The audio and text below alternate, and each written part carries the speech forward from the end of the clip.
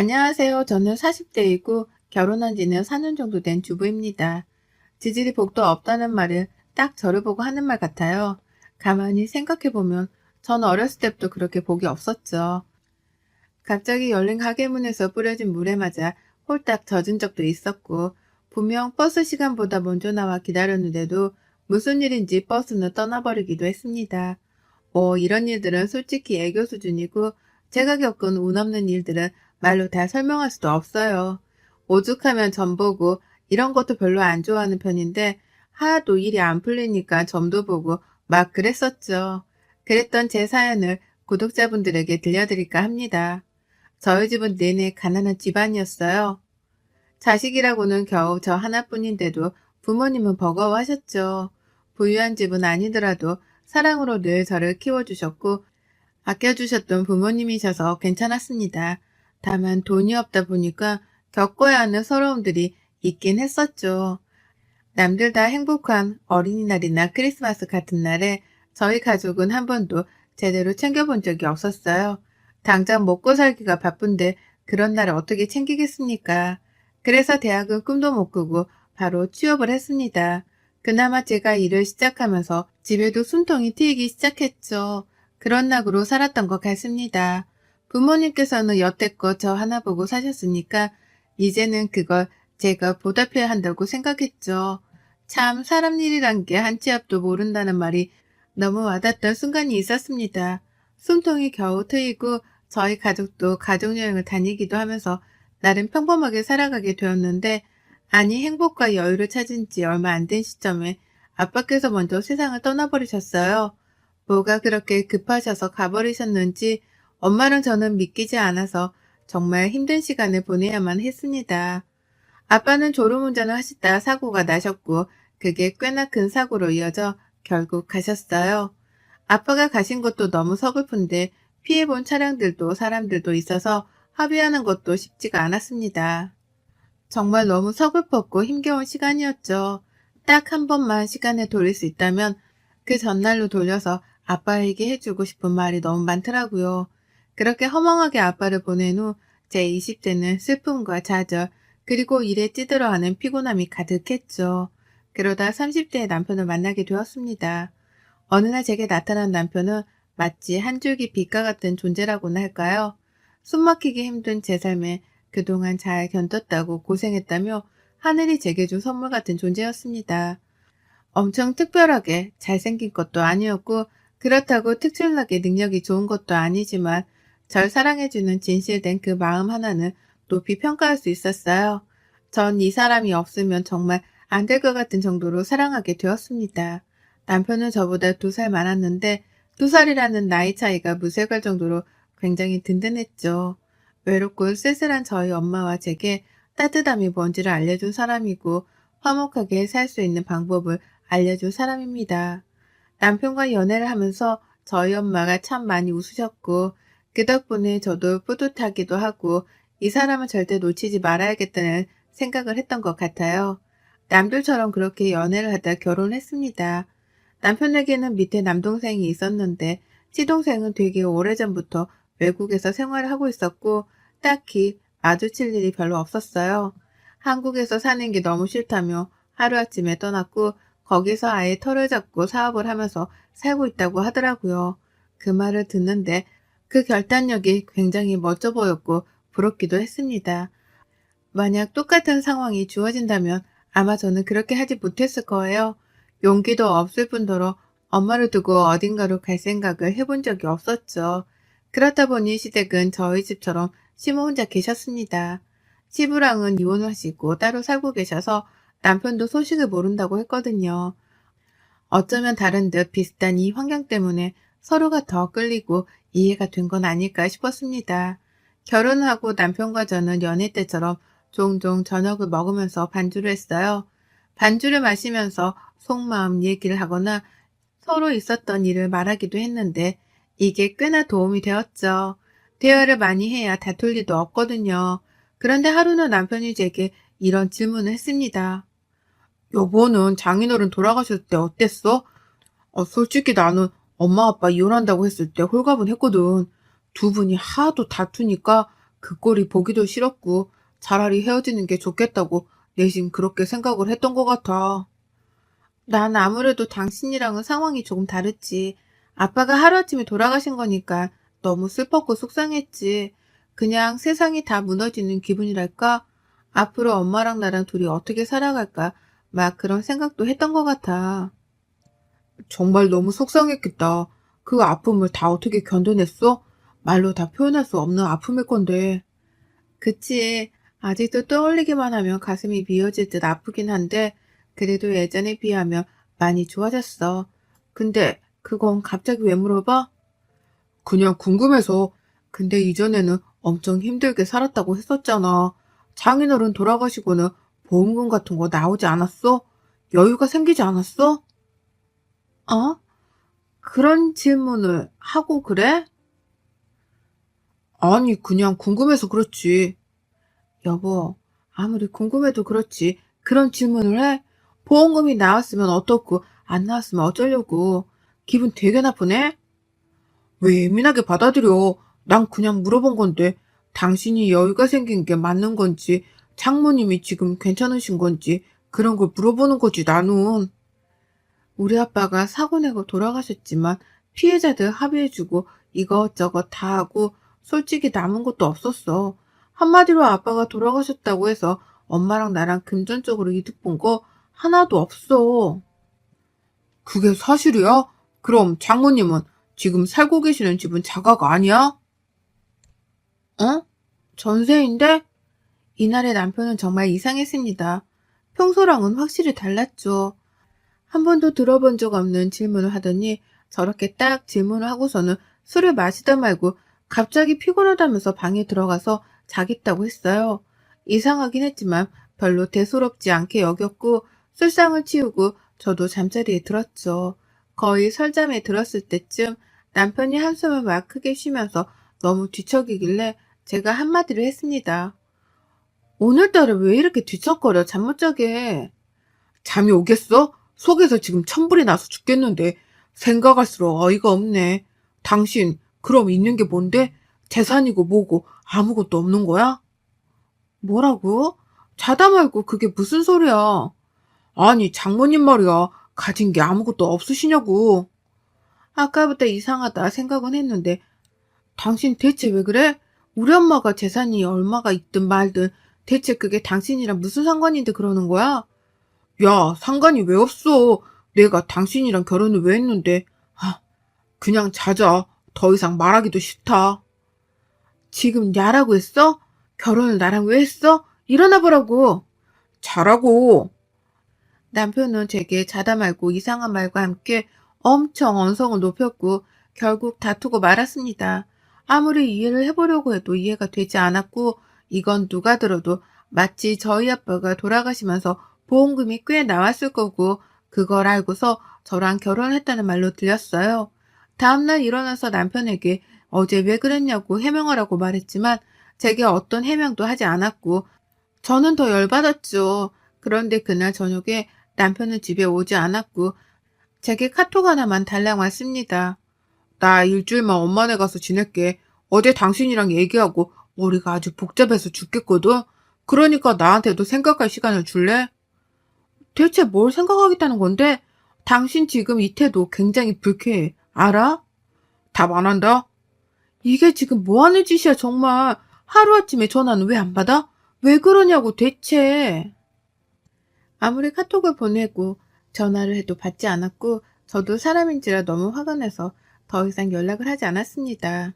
그리고 정말 남편은 일주일 동안 집에 오지 않았고 저는 대체 이게 무슨 일인지 모르겠었죠. 딱 그 일주일이 지나자 남편은 주말에 집으로 돌아왔고 시모와 함께 왔습니다. 연락도 없이 온 시모를 보고 깜짝 놀라긴 했지만 당황하지 않고 인사를 했어요. 어머님 오셨어요? 어머님 오셨어요? 너 앉아봐라. 내가 진짜 어이가 없어서 말이 안 나오네. 니네 집 캐털이라며? 맞아, 아니야. 네? 맞냐고, 아니냐고. 겨우 내가 우리 민수를 캐털 같은 집안 여자나 살게 하려고 이렇게 애지중지 힘들게 키운 줄 아니? 너 진짜 여러 가지로 사람 열받게 하는 체주가 있다. 어쩐지 처음부터 마음에 안 들었는데 여지껏 작아질도 없는 허름이에 재산도 없으면 안 봐도 비디오지. 어머님, 갑자기 왜 그러세요? 뭘 갑자기야. 나 다 들었어.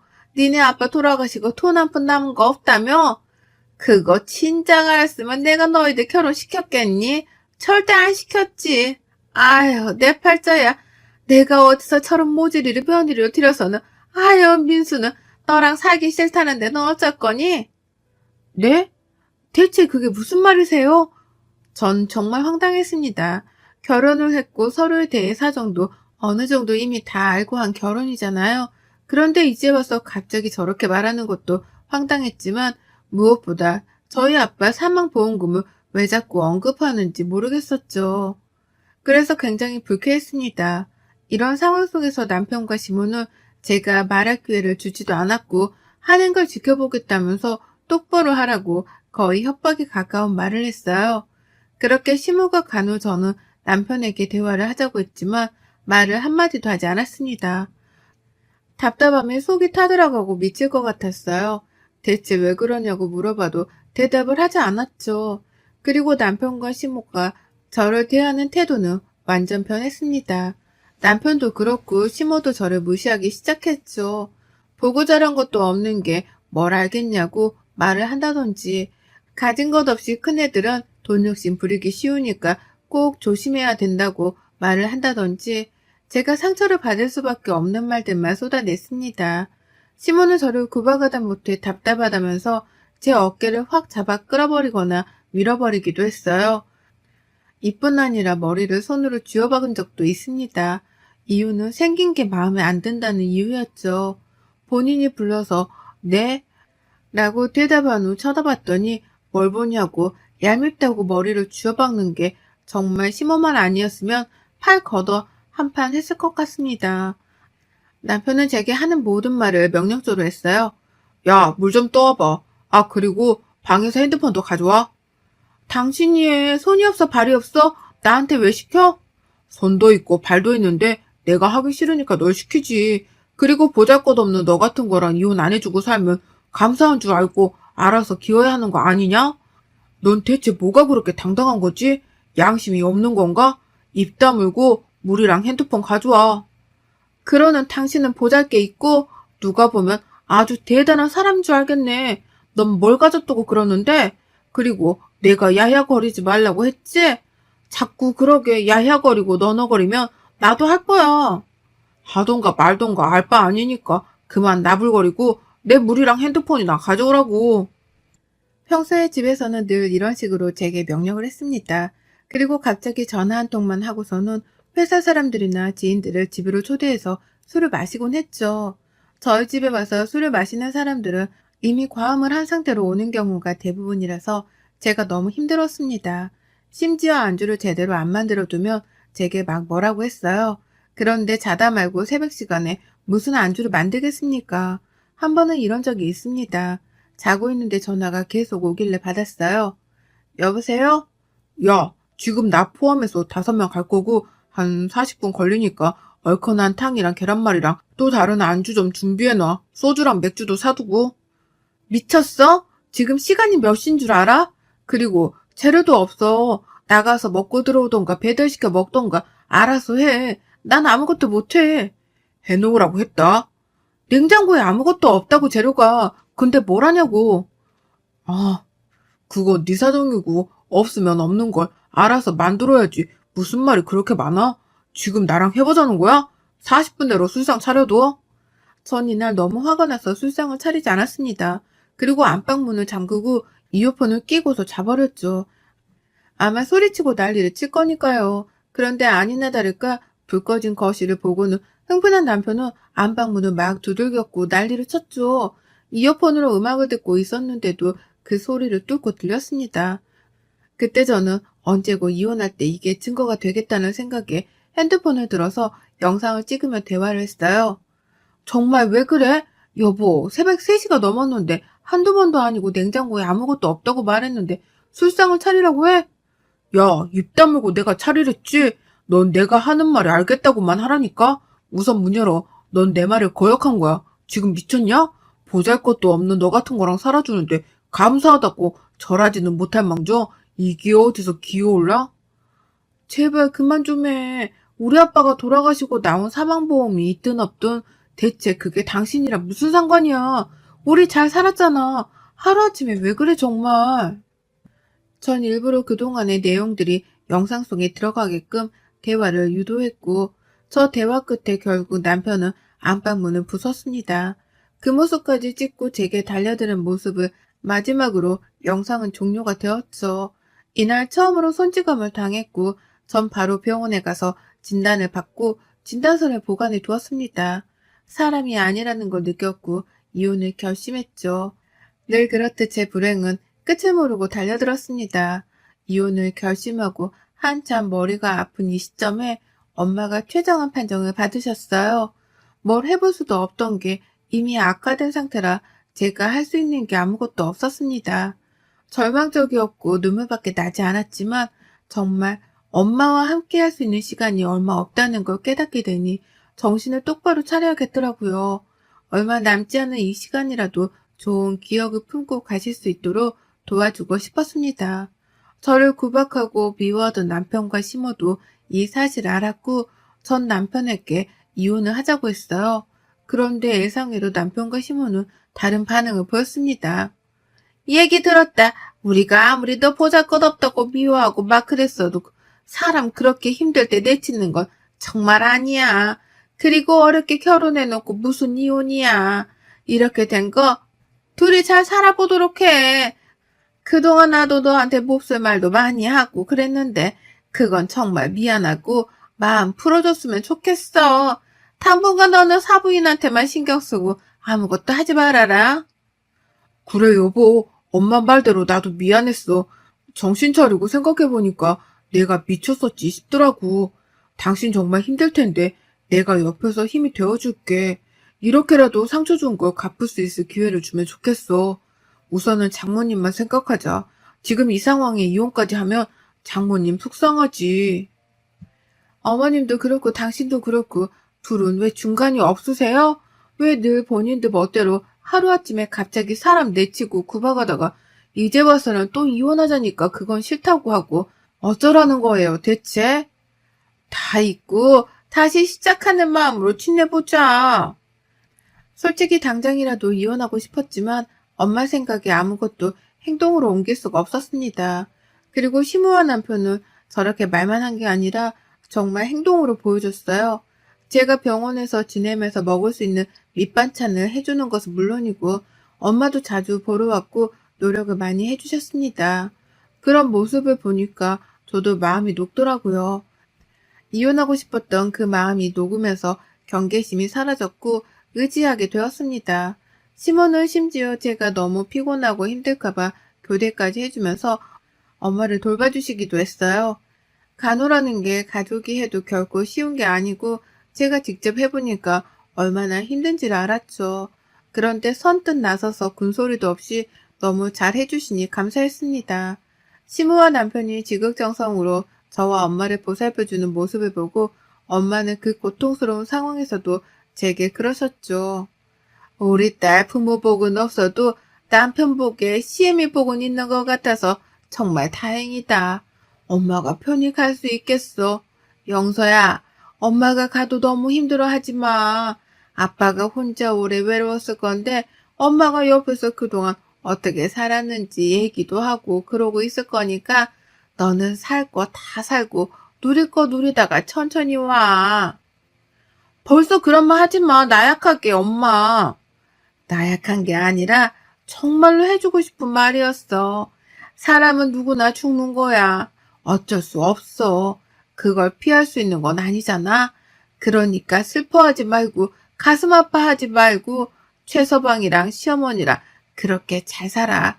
애기도 낳고 그렇게 우리 딸 출산하는 거 엄마가 옆에서 지켜줘야 하는데 그거 못 해주는 거 조금 마음에 걸리네. 왜 이래 정말 그만해 엄마. 엄마가 부족하게 키워서 늘 미안했고 그래도 엄마 딸이라서 행복하다고 해줘서 고마웠어. 언제 가도 이상하지 않을 정도의 상태가 되자 말하는 것도 힘겨우셨고 고통이 너무 심해서 정신을 제대로 차리지도 못하셨습니다. 그러다 조금 괜찮아지시면 이렇게 말씀하시곤 했죠. 그게 꼭 자꾸 마지막 인사를 하는 것 같아서 마음이 너무 아팠습니다. 이때쯤에는 교대도 하지 않고 24시간 내내 엄마 곁을 지켰어요. 언제 가실지 모르니 말이죠. 남편과 시모가 병문안을 왔고 병실에 있다가 휴게실에 앉아서 커피를 먹고 있겠다고 했습니다. 저는 엄마에게 가서 배웅만 하고 오겠다고 하고 나갔고 충격적인 걸 들었죠. 이들은 제가 듣는 줄도 모르고 말을 하고 있었는데 갑자기 제게 잘해준 속사정을 알게 되었어요. 저희 엄마가 돌아가시면 제게 보험금이 나오겠죠. 그럼 그걸 지들이 챙기고 이혼하려는 생각이었습니다. 이 얘기를 듣자마자 저는 머리 뚜껑이 제대로 열렸고 그것들을 향해 돌진하는데 옆에 앉아 계시던 한 아주머니께서 갑자기 마시던 커피를 시무와 남편에게 확 부어버렸죠. 너희들이 사람이냐? 사람이야? 아가씨가 며느리야? 내가 이것들 영상 다 찍었으니까 고소해. 앞에 얘기 다 못 들었지? 죽이네 뭐네 그딴 얘기도 했으니까 고소해버려 바로. 에라이 쳐 죽일 것들아. 모자가 쌍으로 콩밥이나 처먹어라. 처음 보는 아주머니께서는 옆에 앉아서 시모와 남편 얘기를 듣다가 화가 나서 아예 대놓고 영상으로 찍고 있었고 그걸 제게 보내주셨습니다. 그리고 너무 화가 난다면서 저를 대신해서 난장판을 쳐주셨죠. 앞에 내용은 정말 몰랐는데 명줄도 길다면서 왜 이렇게 오래 버티고 있냐고 빨리 갈 것이지라는 내용도 있었고 빨리 가게 하는 방법이 있는지 찾아보자며 있으면 실행해보자는 내용도 있었습니다. 전 바로 그것들을 고소했고 이혼소송도 진행했어요. 진행하면서 엄마는 가셨고 복잡하고 마음 아픈 일을 한 번에 진행해야 해서 조금 버거웠지만 차라리 정신없이 지내다 보니 슬픔에 빠져있을 시간이 없어서 그런지 괜찮았습니다. 전 깔끔하게 모든 걸 마무리한 후 엄마랑 아빠랑 함께 살던 예전 동네 그 지역으로 아예 이사를 해서 조용히 살고 있어요. 아직은 엄마를 온전히 마음속에서 보내드리지 못했지만 그래도 하루하루 견디면서 잘 살아가고 있습니다. 여러분의 생각은 댓글로 남겨주세요.